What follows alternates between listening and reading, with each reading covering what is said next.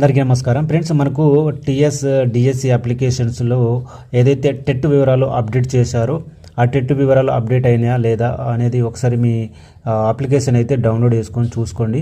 Okay, ఆ అప్లికేషన్ని మొబైల్లో ఏ విధంగా డౌన్లోడ్ చేయాలని అయితే ఇప్పుడు మీకు చెప్తాను. ఇక్కడ టీఎస్ డిఎస్ అని సెర్చ్ చేస్తే ఇక్కడ మీకు తెలంగాణ స్టేట్ పోర్టల్ అని కనిపిస్తుంది, ఐఎస్ఎంఎస్ అని కనిపిస్తుంది. దీని మీద క్లిక్ చేయండి.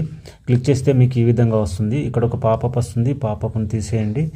ఓకే, కట్ చేస్తే ఈ విధంగా వస్తుంది. ఇక్కడ మీరు click here for direct recruitment of TGDS అని కనిపిస్తుంది. దీని మీద క్లిక్ చేయండి.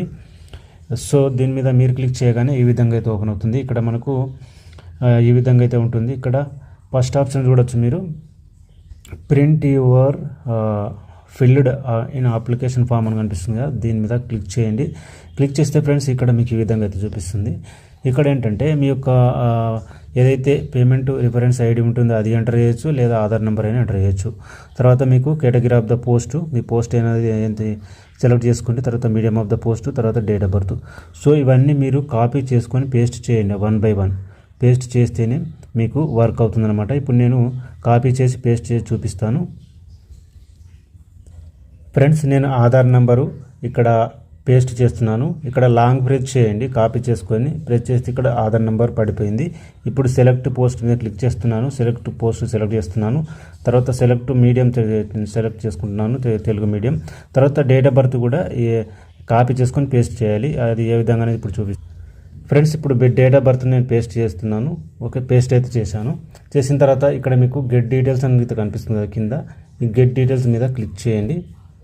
సో గెట్ డీటెయిల్స్ మీద మీ క్లిక్ చేయగానే మీ యొక్క అప్లికేషన్ ఫామ్ అయితే ఇక్కడ ఓపెన్ అవుతుంది. ఇక్కడ ఇప్పుడు చూడండి, ఆ అప్లికేషన్ ఫామ్ మొత్తం మనకు డౌన్లోడ్ కావడం జరిగింది. ఓకే, ఈ విధంగా మీరు మొబైల్లో డౌన్లోడ్ చేసుకొని అసలు టెట్ మార్క్స్ అప్డేట్ అయ్యాయా లేదా ఓకే అనేది ఇక్కడ చూసుకోండి. ఓకేనా, ఇక్కడ చూస్తే టెట్ మార్క్స్ అయితే అప్డేట్ అయ్యాయి. ఆ తర్వాత ఆల్ టికెట్ నెంబర్ కూడా కరెక్ట్ ఉందా లేదా ఒకసారి అయితే చూసుకోండి. మీకు మొబైల్లో డౌన్లోడ్ అవ్వకపోతే ఏమైనా డౌట్స్ ఉంటే కామెంట్ బాక్స్లోనైతే కామెంట్ చేయండి. ఓకే, ఈ విధంగా మొబైల్ అయితే ఈజీగా మీరు ఈ అప్లికేషన్ ఫామ్ అయితే డౌన్లోడ్ చేసుకోవచ్చు.